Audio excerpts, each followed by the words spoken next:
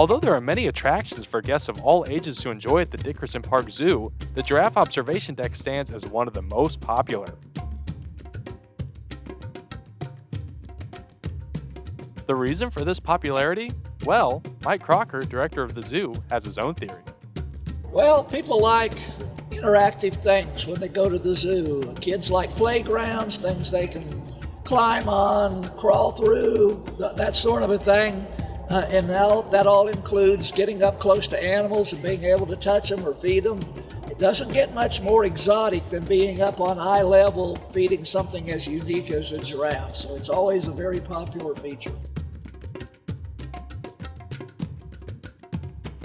That looks like a lot of fun, and it sure is, but safety is still a top priority for the Dickerson Park Zoo staff.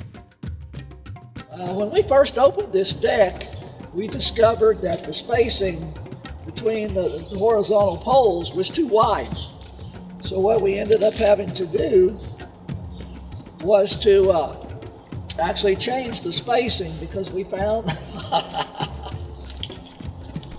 that some of them could actually lean so far across, if they were to swing their head, they could knock somebody down. So what we've got now is a feature that's very safe.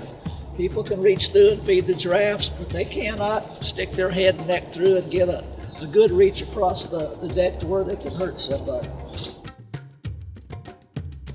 But the expansion of the observation deck was also because it was just so crowded all of the time. This deck was so popular that it would get so congested up here that we actually expanded it this past year. Yeah, it was something to get ready with some new features and things for the 100th birthday. So we worked through the winter and had it ready to go by spring, and it's worked very well. Are you holding your lunch in your hands? I can tell you no. This is some of the food items that we sell to guests to feed the giraffes. Lettuce, rye crisp, and browse. A lot of the reason the observation deck is so successful is because of the staff's dedication to training. Take Millie, for example. Oh, hello, Millie. This is Millie. She's part of the plasma program.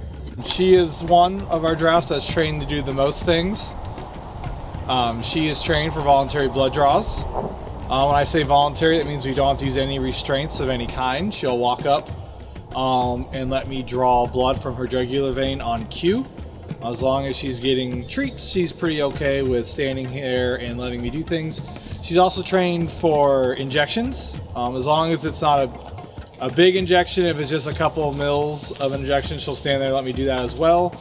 She's trained for footwork, which means she will put her front feet on blocks, and if we need to do any trimming or if there's any cracks we have to take care of or anything like that, we're able to do that. All of our training is voluntary. We don't force train on any of the giraffes, so not all of the females participate. It's their choice. So Millie does the most. All the other ones are target trained as well as Millie, which means they know to touch their nose to an end of a stick with a ball on it. That helps me position their bodies or move them to certain places. If I need to check something, or if I just need them to move to a different stall, I can use the target stick to do that, or get them on the scale for weights. Most of the herds do it, especially our little one, Ajali. She's really into training right now, so we're starting to target with her. She's just 2 years old, and she's picking up really fast, just like her dad does.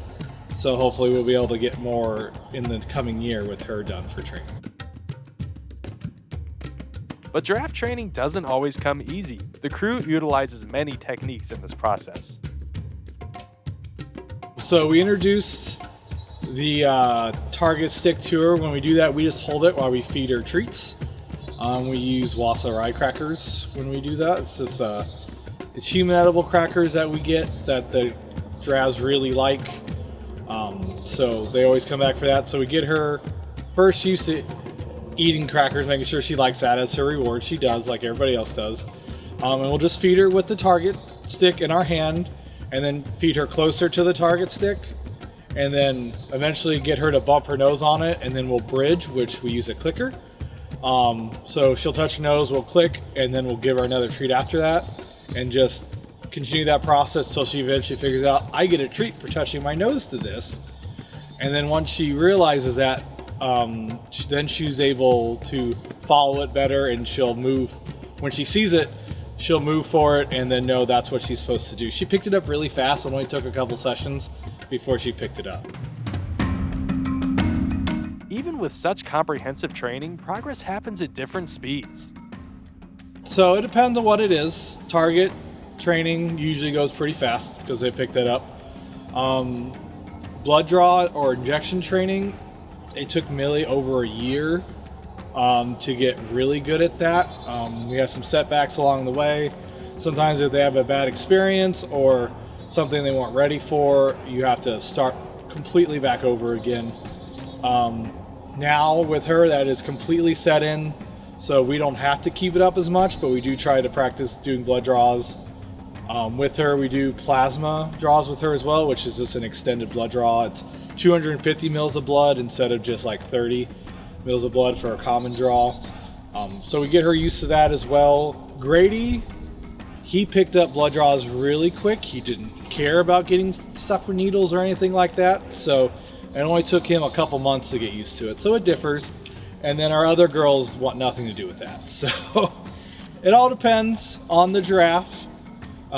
It could take days, it could take years. It all depends on how well that giraffe wants to participate and how interested it is in what you're doing.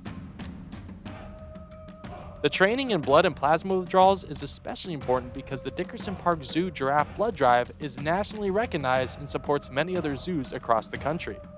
We usually just do for routine blood draws, just when they are running samples or things like that to check levels and health for their physicals that year. We'll do some practice ones with just a little bit just to keep them up with that. When we're doing plasma, we rotate between Millie and Grady, one a week. So we'll do, if we did Millie this week, we'll do Grady next week, and then just switch them back and forth to give them breaks to make sure we're not taking too much. Just common blood, it's so they can check, just like when we go to the doctor and we get blood drawn for the physical, they need to check certain levels in them.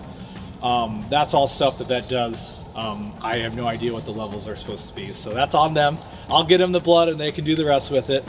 For plasma draws, so we draw 250 mils plus, and we'll separate the plasma in the fridge overnight, and then we'll extract that, put that in our special negative 80-degree freezer.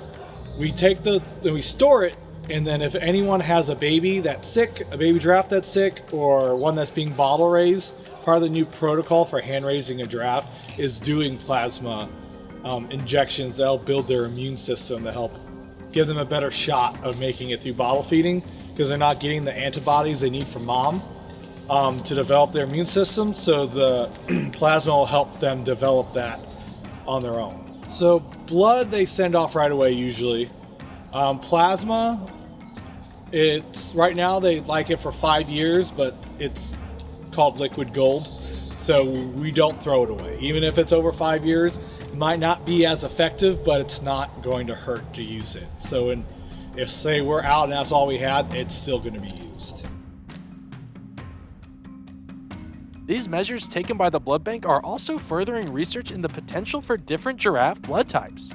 So there's a new study that we're participating in where we're going to draw blood on a couple of our giraffes and send it in to see if they do have different blood types. They have identified different blood types in other animals, specifically cats and dogs and things like that, for giving blood donations and things with those species. So we are going to participate, give our samples, and see if they can figure it out for giraffes. So they think there is, because there's a lot of different types of many, but they don't know if it means anything. So they're gonna do some studies, and we're gonna help out as much as we can. But even with the blood bank's importance, the zoo staff is still keeping the giraffes' welfare as a top priority. The only ones that we do blood bank draws on right now are ones that will do it voluntarily. You don't want to be stressing an animal all the time by putting them in restraints or anything to get the plasma. So we only use the ones that will stand there and let us do it on their own, so there's not a lot of stress on them. While the blood bank is certainly a lot of work for the Dickerson Park Zoo staff, its benefit is more than evident. Any zoo that has a baby in need can benefit from it. They just have to contact the system, and if we're the closest ones to them, we'll send out the plasma that day if we need to. on dry ice so we can get it there. No one's excluded. If they need help, we'll help them.